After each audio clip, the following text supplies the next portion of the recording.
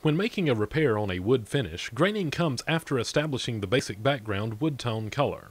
There are a few techniques you should know concerning reproducing a grain pattern in a repaired area. First, one must analyze the texture of the grain. For example, unfilled oak has a depression where the vast majority of the major grain lines exist. These, of course, are the pores of the wood.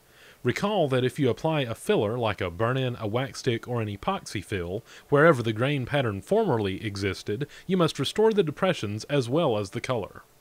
Also, the grains must be drawn in the same pattern as the original grain would have been. This is just a piece of paper made to represent a grain pattern magnified several times. First, although the grain pattern curves in relation to the side of the wood, each individual grain is parallel to the edge of the wood.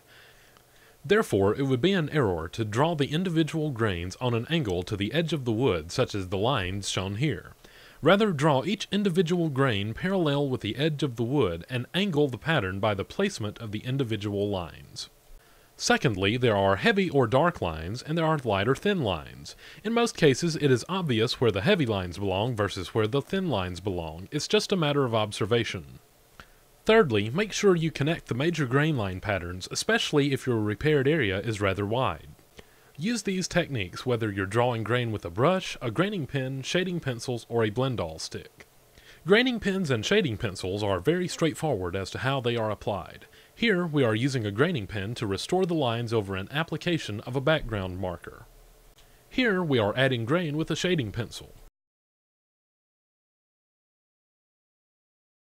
Brushing on grain takes a bit of practice. Make sure you are using a liquid that is low in viscosity so thin lines are easy to draw. Use a very slim brush. After you dip the brush in the liquid you'll use, wring out the brush before trying to apply thin lines. As with the other graining tools, the goal is to match the color of the existing grain and to fill in the pattern of the existing grain.